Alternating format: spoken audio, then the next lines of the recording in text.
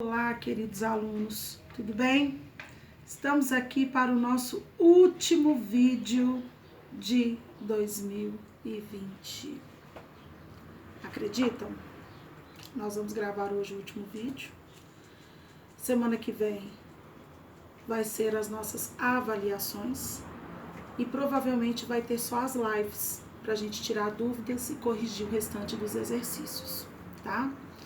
Então, eu já quero falar com vocês o seguinte: história eu já liquidei, vocês estão fazendo lá, eu já aprendi, que eu deixei no último vídeo. Geografia nós vamos trabalhar até ser cidadão, que é o que eu vou dar hoje para vocês, os 3 poderes e ser cidadão, então nós vamos parar aqui com o exercício que tem lá no antes de seguir. Do voto e cidadania para frente a gente não vai conseguir vencer, porque nós não vamos ter mais gravações de vídeos essa semana, tá? E ciências provavelmente também eu vou vencer com vocês, tá bom? Então, assim, esse vídeo de hoje já tem um gostinho de despedida e de finalizar aí as atividades para que a gente possa estar se organizando para fazer as avaliações na semana que vem, tá? Hoje o Educare está um pouco instável, eu comecei a lançar algumas notas lá, não consegui agendar minha aula ainda, mas eu vou mandar um link através de um bilhete para os pais de vocês, para vocês estarem acessando essa aula amanhã, tá? Através do Google Meet. Então, fiquem atentos em bilhetes, porque eu vou estar enviando mais tarde um link da nossa aula de amanhã, tá? Já que o Educare está muito instável, não está aceitando eu colocar minha aula lá amanhã, minha videoaula. E essa semana também, né, já vai estar disponível lá o horário de prova para vocês, tá? Eu deixei para agendar essa semana para não ficar muita coisa, porque haviam trabalhos para serem entregues ainda da semana passada, então eu deixei para justamente essa semana deixar lá o horário de prova para vocês, tá?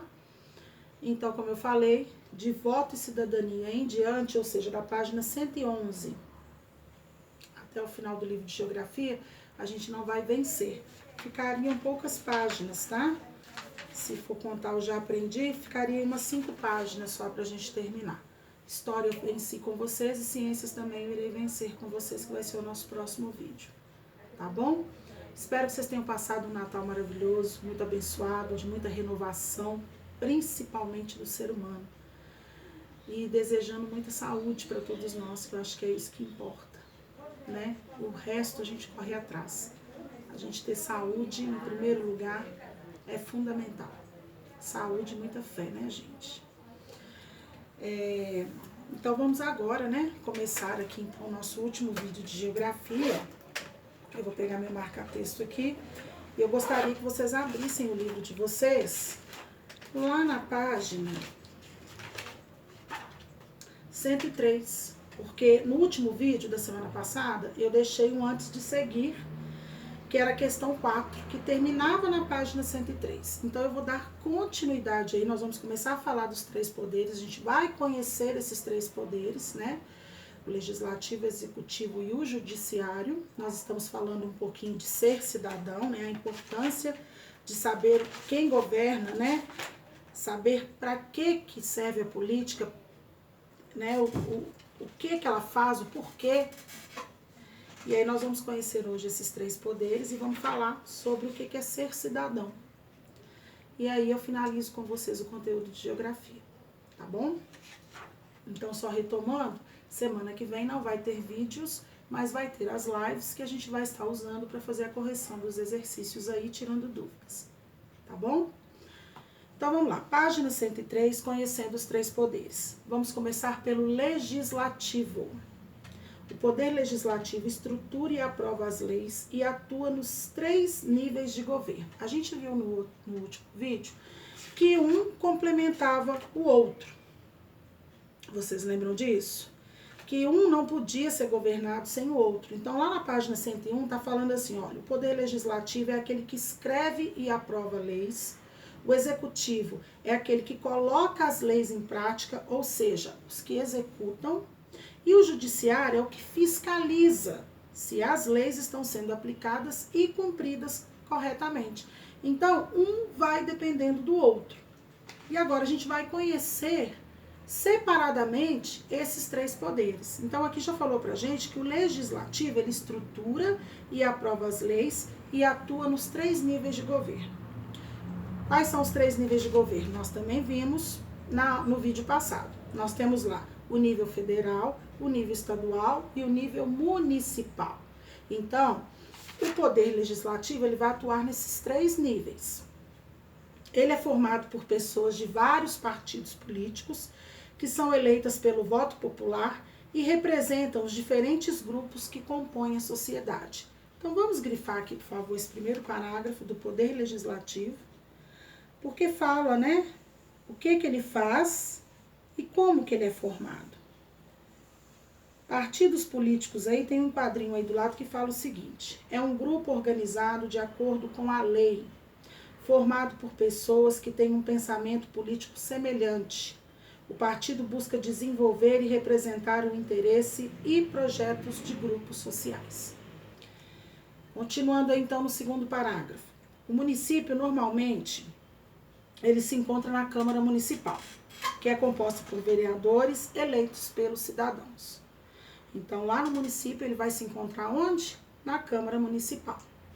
Cada município tem uma quantidade de vereadores dependendo do tamanho da população, ou seja, quanto maior for a população, maior será o número de vereadores na Câmara. Aqui em Santa Luzia, por exemplo, nós temos 17 vereadores, tá? No poder, já no Estado, o poder legislativo está localizado na Assembleia Legislativa, onde trabalham os deputados estaduais. Então, olha para vocês verem. Nos municípios, ele vai atuar na Câmara Municipal, poder legislativo.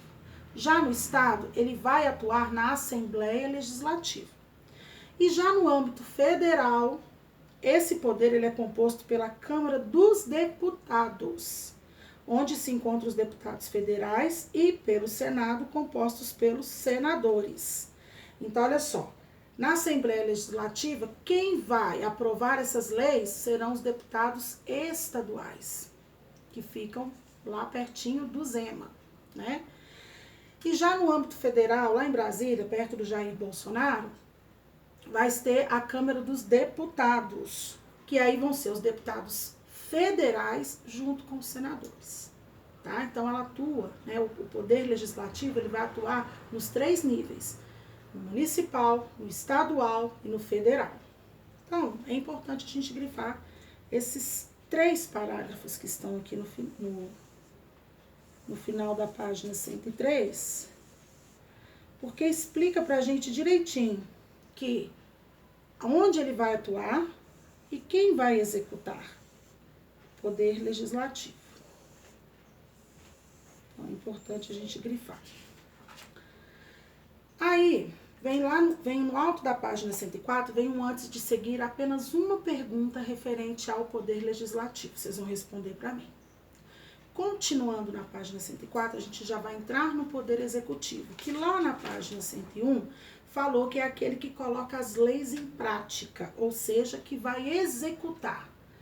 Se o legislativo fez as leis e aprovou, quem vai executar agora é o executivo.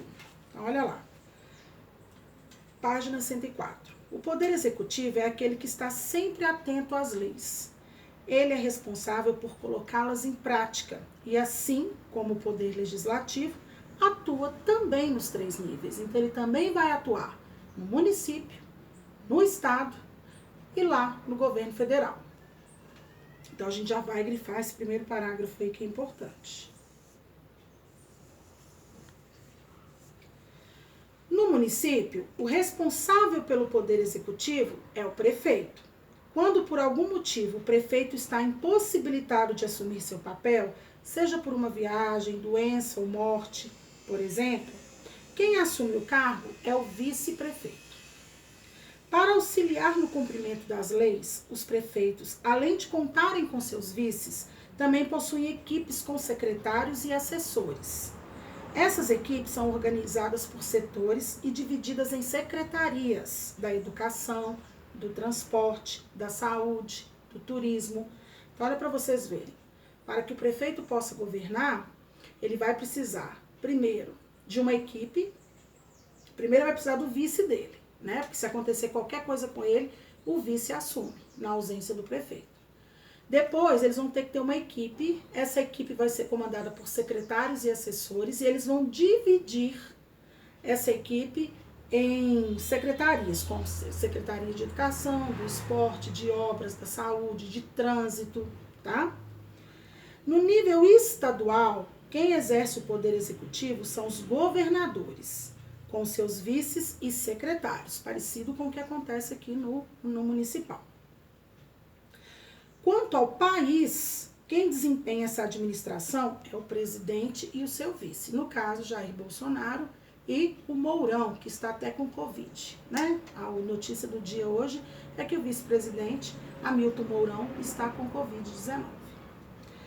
Na presidência, quem auxilia nessa governança são os ministros, ou seja, então não vão ser secretários e nem assessores, serão ministros.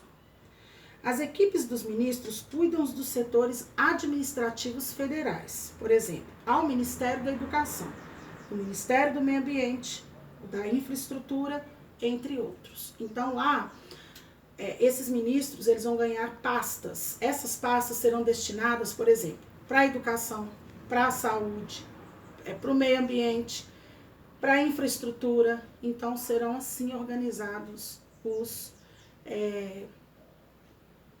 os ministros no governo federal. Então, o que a gente vai grifar? A gente vai grifar no município, que é o segundo parágrafo, que lá está falando que o poder executivo é o prefeito no município. Está falando que ele e o vice, né, que governam aqui. Então, a gente vai grifar o segundo parágrafo todo, que é de no município até o vice-prefeito. E aí, a gente vai grifar o último parágrafo, que está falando do nível estadual e do nível federal, tá? Que é o que a gente acabou de ler aqui para vocês. Falamos que no nível estadual, quem vai governar é o governador e o seu vice e os seus secretários. E já na presidência vai ser o seu vice e os seus ministros, tá? Terminando o poder executivo, vocês vão fazer o antes de seguir, que está na página 105, com a questão 6, letra A e letra B, que é referente ao poder executivo. Aí nós vamos pular lá para 107, que a gente vai falar do poder judiciário, que, de acordo com a página 101, ele vai fiscalizar as leis que estão sendo aplicadas, se elas estão sendo aplicadas e cumpridas corretamente. Então vamos ver o que traz lá na página 107, o poder judiciário. Infelizmente, apesar de leis serem feitas, nem sempre elas são cumpridas. Imagine que você esteja em uma fila de um brinquedo no parque e algumas pessoas passam na sua frente para brincar antes de você. Você considera que a atitude dessas pessoas é correta? Claro que não, né? Você está ali na fila, aguardando a sua vez, chega uma turma e entra na sua frente. Não é legal. Apesar de existirem regras, é necessário que um dos três poderes fiscalize se as pessoas estão de fato ciente e cumprindo as leis. O poder judiciário é aquele que garante essa fiscalização. Os responsáveis por ele são os juízes e os tribunais. Esse poder busca com equilíbrio e igualdade a justiça para todos perante a lei, independentemente de gênero, se é homem ou mulher, ou outros, né, gente? De classe social, se é rico, pobre, classe média, ou cor ou raça, preta, branca, parda. Diferentemente dos outros poderes, os componentes do judiciário não são eleitos pelo voto popular, o voto do povo. Eles fazem concurso públicos ou são indicados por outros políticos. Então, olha só a diferença aí do poder judiciário. Primeira coisa, não é o povo que vai escolher os seus juízes. Esse juiz ele vai fazer um concurso público ou vai ser indicado por algum político para ele poder assumir um cargo de juiz, tá? E esse poder, ele vai fiscalizar o poder executivo e o poder legislativo para ver se eles estão realmente fazendo cumprir as leis corretamente, tá? Então, o que a gente vai fazer? A gente vai grifar os dois últimos parágrafos que estão na página 107. E interessante aqui, gente, que esse poder, eu gostei muito dessa frase, ele procura julgar as pessoas e ser justo. Não olhar condição financeira, classe social, cor da pele, nada disso. Sabe por quê? Porque perante a lei somos todos iguais. Todos temos os mesmos direitos. Tá? Então, esse poder, o poder judiciário, ele tem que ser um poder ímpar. Ele não tem que puxar sardinha nem para um lado e nem para um outro. Ele tem que ser imparcial. Tá? Ele tem que julgar com a razão e não beneficiando qualquer um dos lados, seja porque tem uma melhor condição, seja porque todo mundo ali é branquinho. Não existe. Então, vamos grifar aqui os 2 últimos parágrafos do 107. Porque fala pra gente como que são formados, né, as pessoas que trabalham no poder judiciário. Bom, aí vocês vão fazer o antes de seguir, que está na 108, que é a questão 7 e 8, 2 questõezinhas referentes a esse poder. E para finalizar, a gente chegou no ser cidadão, que está na página 109. A cidadania prevê a participação real das pessoas na elaboração das propostas e na tomada de decisão para a melhoria das condições de vida, dos serviços e infraestruturas dos municípios, das unidades federativas e de todo o país. Mas, afinal, o que é cidadania?